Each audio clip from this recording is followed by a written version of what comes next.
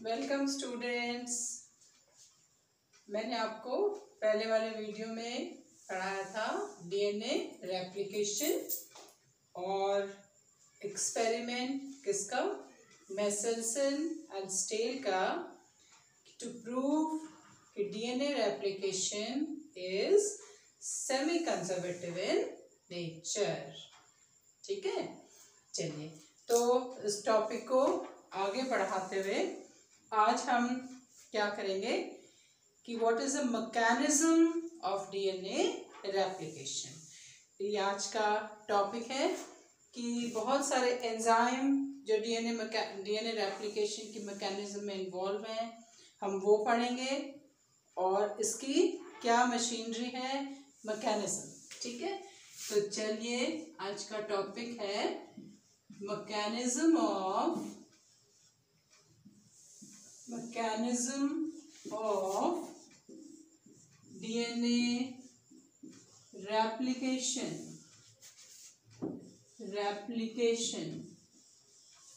आप ऐसे भी कह सकते हैं कि मशीनरी ऑफ डीएनए रेप्लिकेशन की क्या मशीनरी है, और we can say the machinery of DNA replication. This is machinery of DNA replication. ये जो टॉपिक है आपका, ये 3 मार्क्स का क्वेश्चन जो है, 3 मार्क्स का क्वेश्चन नॉर्मली बोर्ड एग्जाम में आता है। और नीट में इसके जितने भी एंजाइम्स हैं वो बड़े इंपॉर्टेंट हैं। आपको पता है कि 1 मार्क ये जो आपके ऑप्शनल क्वेश्चन है उसमें ये एंजाइम का क्वेश्चन आपका बड़ा इंपॉर्टेंट है। चलिए अब हम मशीनरी पढ़ने के लिए हमें क्या पढ़ना है। This process is totally enzyme catalyzed reaction.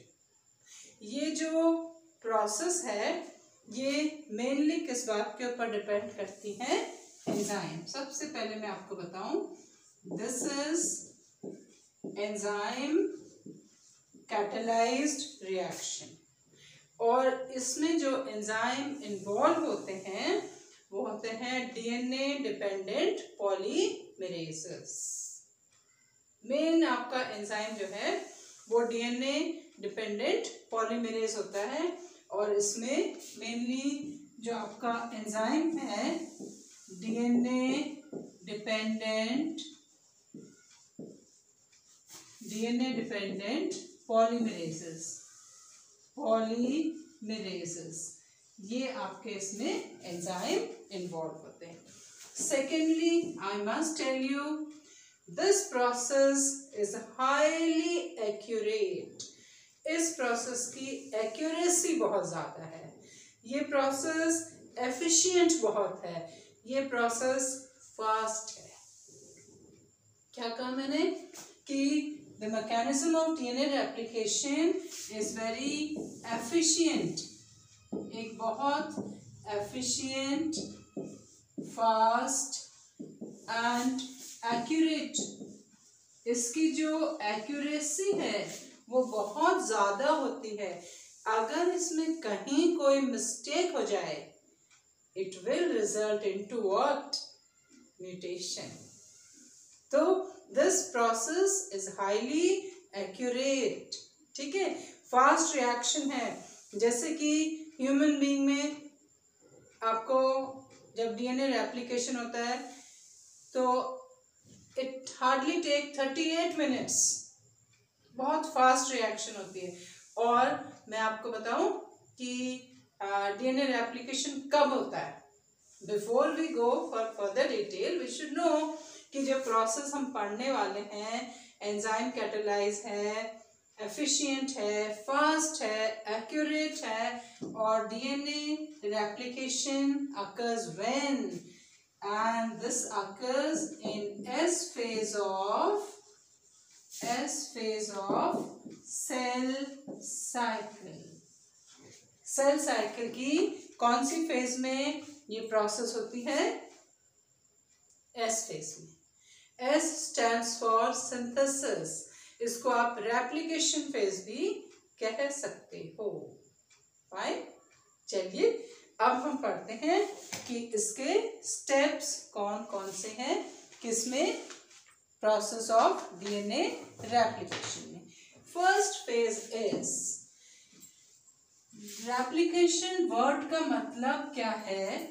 To form a copy और a duplicate copy of the same molecule. आप फोटोस्टैट कराने जाते हैं ना, तो डीएनए अपना एक फोटोस्टैट बनाने वाला है। अब ये डीएनए फोटोस्टैट कैसे बनाएगा, क्या इसके डिफरेंट स्टेप्स हैं? तो first step is what? First step of DNA replication is what? ORI.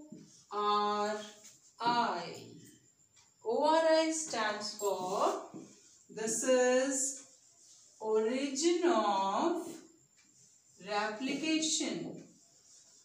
Origin of replication. This is the point from where the replication starts. ये वो पॉइंट है जहां पे डीएनए का रेप्लिकेशन स्टार्ट होता है। और अगर किसी डीएनए में ओआरआई नहीं है तो वो डीएनए रेप्लिकेट नहीं करेगा। तो ORI is the first thing from where the replication starts. और जो आपके प्रोकैरियोट्स होते हैं, प्रोकैरियोटिक, देखो भाई दो अलग अलग टाइप की सेल हैं, तो दोनों के बारे में पढ़ना पड़ेगा।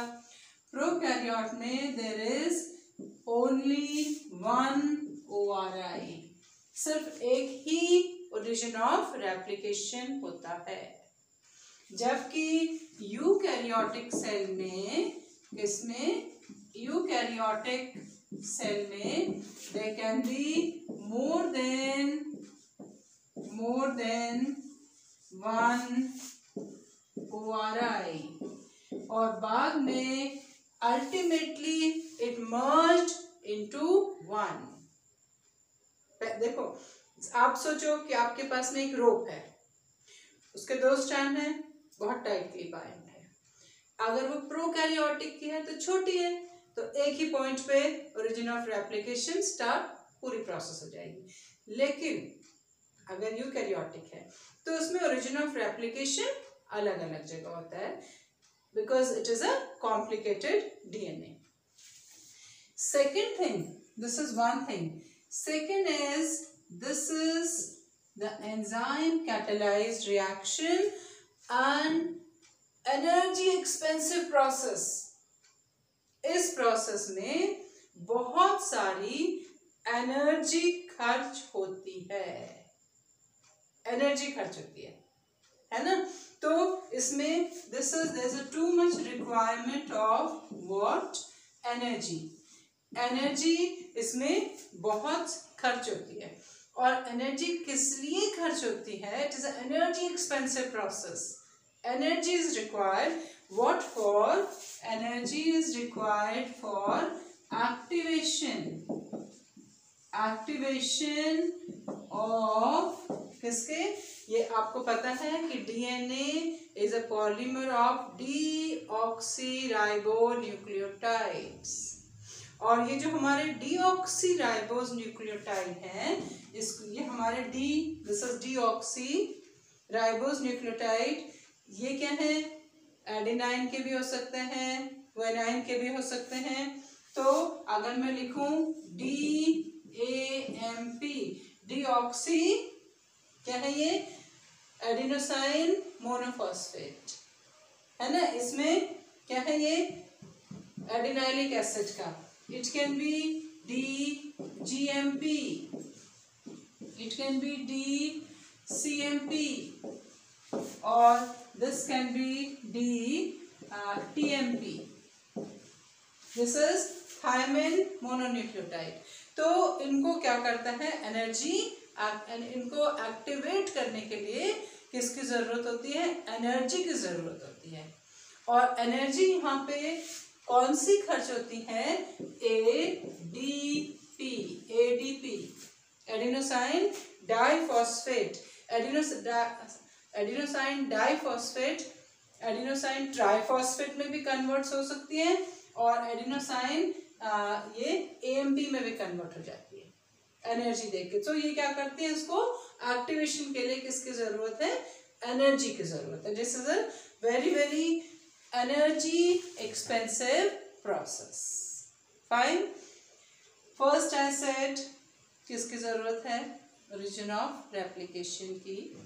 ये वो पॉइंट है जहां से रेप्लिकेशन स्टार्ट होगा।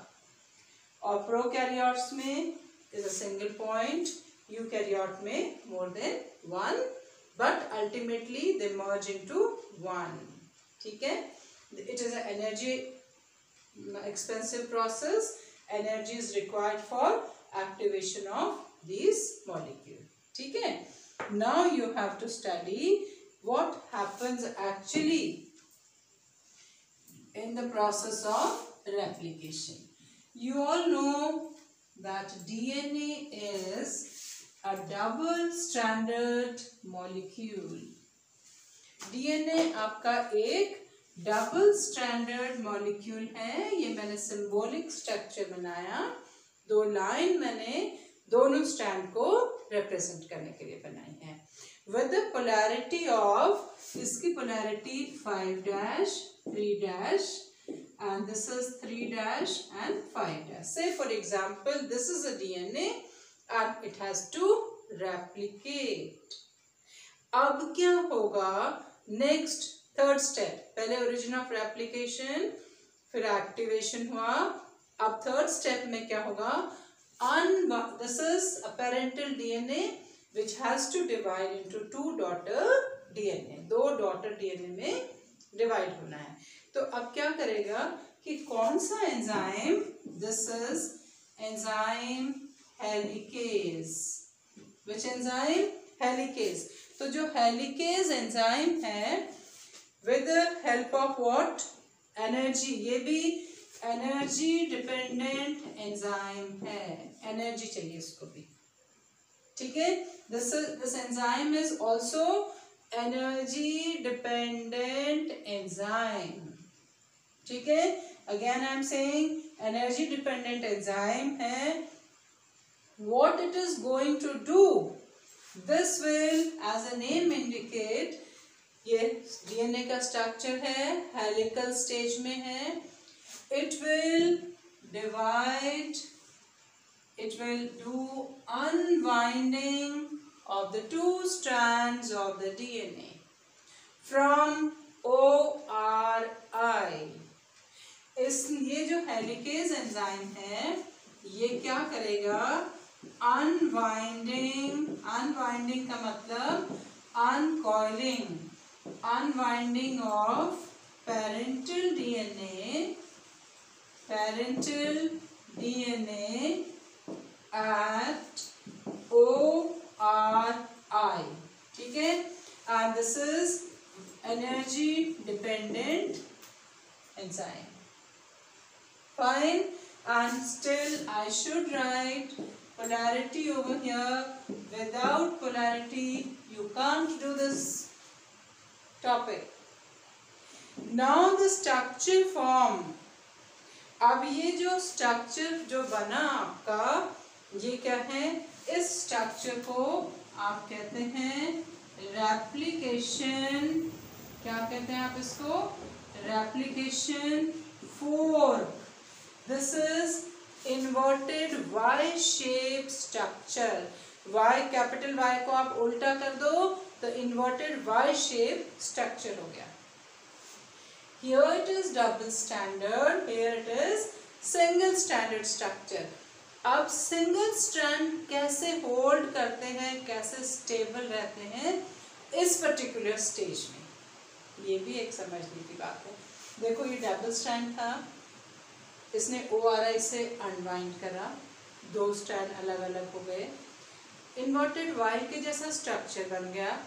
अब ये जो सिंगल स्ट्रैंड है ये अपने को कैसे होल्ड करते हैं, how do the single strand of the DNA get stability, क्योंकि स्टेबिलिटी तो इसमें तभी आई थी जब ये दो आपस में जॉइंट थे, तो स्टेबिलिटी इसमें किस वजह से आती है, दिस यू हैव SSBP, ये टर्म आपको याद करनी है, this is single strand binding protein, एक प्रोटीन होती है, इसको आप कह सकते हैं this is single strand binding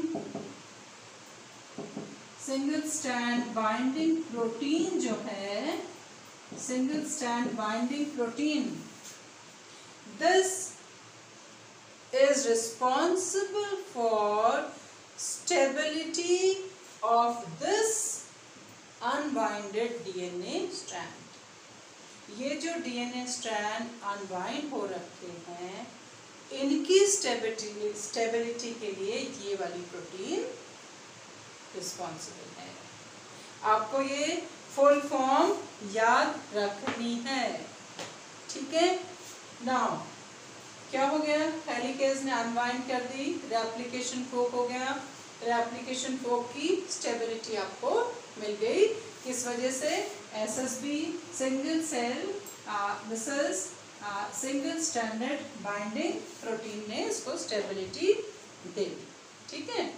अब इट्स लाइक अ रोप, आपके पास एक रस्सी है, आपने उसको ऐसे खोला, स्टेबिलिटी भी मिल गई, छोड़ोगे तो फिर वाइंड कर जाएगी, तो इसको थोड़ा सा रिलीज होना है यहाँ से, so you have an enzyme, कौन सा एंजाइम, टोपोआइसोमेरेज। एक और एंजाइम होता है जिसको आप कहते हैं टोपोआइसोमेरेज। ये जो टोपोआइसोमेरेज एंजाइम है, दिस एंजाइम डज व्हाट, ये एंजाइम क्या करता है, ये enzyme it cut the DNA and it can also रीसील।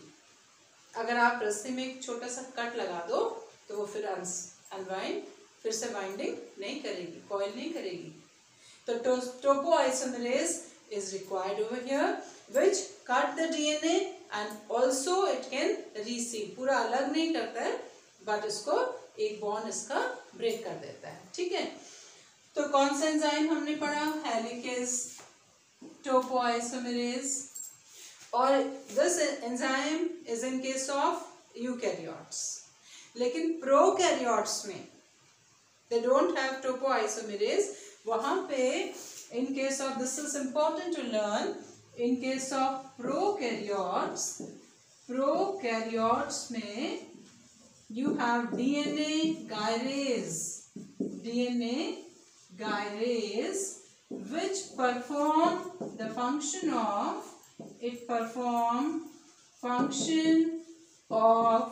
topoisomerase, जो टोपोआइसोमेरेज का फंक्शन करता है।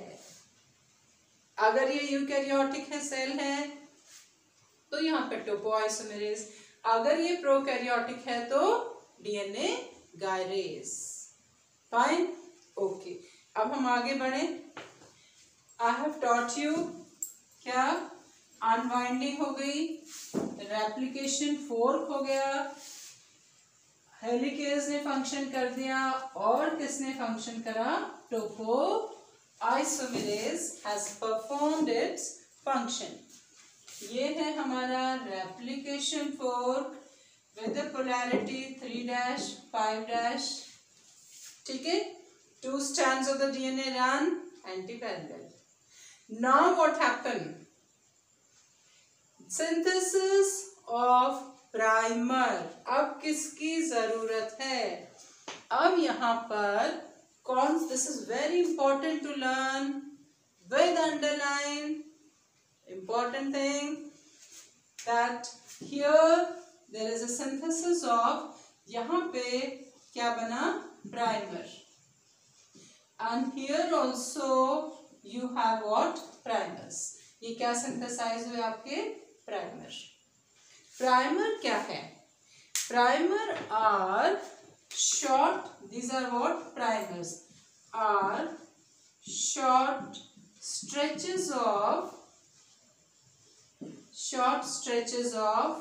RNA. They act as a stepping stone. ये stepping stone के जैसे हैं. अभी डायरेक्ट डीएनए नहीं बन गया. और आप देख रहे होंगे कि मैंने जो टेम्पलेट, ये जो पेरेंटल स्ट्रैंड है, अब हम इनको क्या कहते हैं? They are called what is? Template. Template है, ये पेरेंटल डीएनए है, दोनों टेम्पलेट है.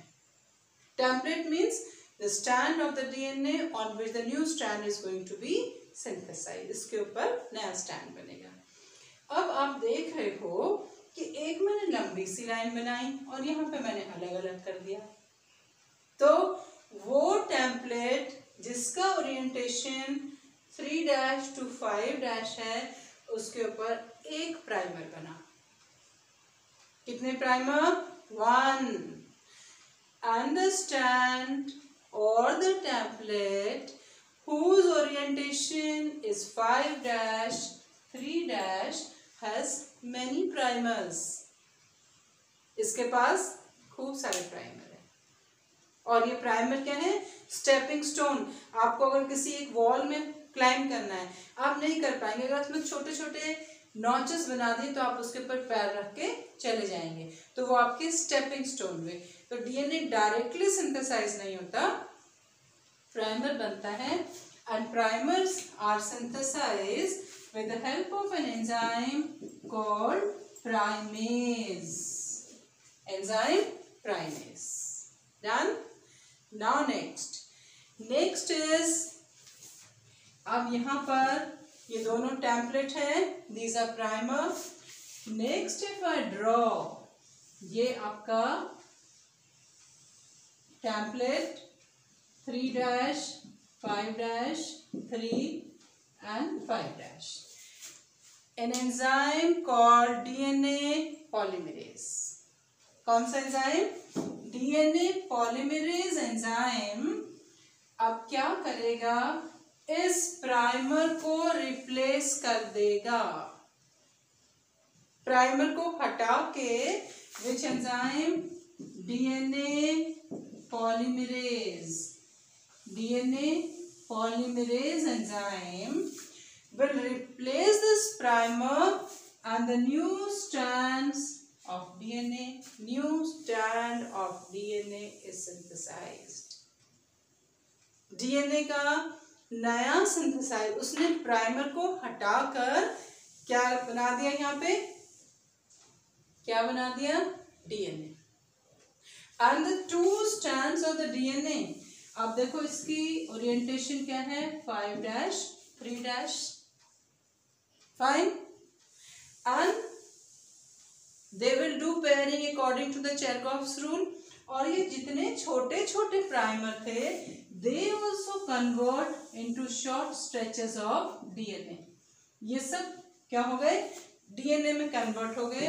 These are all convert नहीं हुए, they are replaced. Fine. अब आप देखो, यहाँ पे तो एक डायरेक्ट सिंथेसिस होने लगी, बट ऑन अनदर स्ट्रैंड अभी शॉर्ट स्ट्रेचेस ऑफ डीएनए है, वो ज्वाइन करे ही नहीं, है ना? ऐसा क्यों? दोनों एक साथ कभी नहीं बनते. उसका रीजन है कि ये जो एंजाइम है, this works only in one direction. ये एंजाइम सिर्फ एक ही डायरेक्शन में काम करता है. और इस एंजाइम के वर्किंग की जो डायरेक्शन है वो क्या है? 5:3 ओरिएंटेशन. 5:3 ओरिएंटेशन में ये वर्क करेगा. एंड देयर इज कंटिन्यूअस, ये कंटिन्यूअस सिंथेसिस है. And this strand is called what is? Leading strand. ये स्ट्रैंड क्या कर रहा है? लीड कर रहा है. This is called leading strand. और ये जो आपका दूसरा स्ट्रैंड है, इसके ऊपर कैसा सिंथेसिस है? Discontinuous synthesis. there is a, this synthesis is not continuous, तो ये क्या है, discontinuous synthesis. And this strand which is lag behind, अभी तो ये strand नहीं बना, ये तो पीछे छूट गया. This is called which strand? Lagging strand. ये strand क्या है? Lagging strand है. अब इस lagging strand में there are short stretches of DNA, है ना? DNA के छोटे छोटे छोटे छोटे टुकड़े हैं. क्या कहते हैं हम इनको? These are named as Okazaki fragments. क्या कहते हैं इनको हम? Okazaki fragment. These are Okazaki fragments. And later, afterward, जब पहले वाले स्टैंड के ऊपर पूरी सिंथेसिस हो जाएगी, कंटिन्यूस स्टैंड जब आपका पूरा सिंथेसाइज हो जाएगा, then you will have, this is your replication fork. ये replication fork है और सिंथेसिस की डायरेक्शन आपकी, this will synthesize this way. इसका ओरिएंटेशन क्या है? 5' 3' और ये मैं आपको बता चुकी हूँ 5' 3. This is 5 and 3. Then the short stretches of DNA will also join. अब ये भी join कर लेंगे लेकिन बाद में. This is which strand? Lagging strand. और इसको join करने के लिए you need another enzyme called DNA ligase. कौन से एंजाइम की जरूरत है? DNA ligase. फाइन. कभी भी आप ये गलती मत करिए कि दोनों स्ट्रैंड एक साथ सिंथेसाइज हो रहे हैं. पहले कौन सा स्ट्रैंड के ऊपर सिंथेसिस होगी? जिसका ओरिएंटेशन 3' 5' है. And the strand which is synthesized is a leading strand. Other which is left behind is lagging. Short stretches of DNA of lagging strand are Okazaki fragment. There are so many primers were required. और बाद में ये भी short stretches DNA के join कर लेंगे. कौन सा एंजाइम इनको हेल्प करेगा? Ligase enzyme. और अब आप देखो कि आपके पेरेंटल डीएनए से कितने डीएनए सिंथेसाइज हो गए? 2 डॉटर डीएनए बन गई.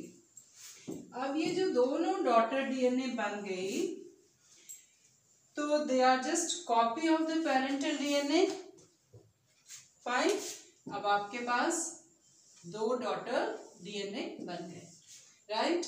वन फ्रॉम दिस, दोनों टेम्पलेट से एक एक डीएनए बन गया और इन दोनों की पोलैरिटी क्या है? दिस इज, और polarity of both the strand is always what? Opposite polarity. Fine. अब इस प्रोसेस में हाई डिग्री ऑफ एक्यूरेसी है. कौन मेंटेन करता है ये एक्यूरेसी? देखो, जब ये पेयर करते हैं तो ए को हमेशा किससे पेयर करना है? टी से. और जी को किससे पेयर करना है? हमेशा सी से. अगर इसमें मिस्टेक हो जाए, क्या हो जाए कि जी डज पेयरिंग विद व्हाट? ए, तो ये तो मिस्टेक हो गई. अगर मिस्टेक हो गई, म्यूटेशन हो गया.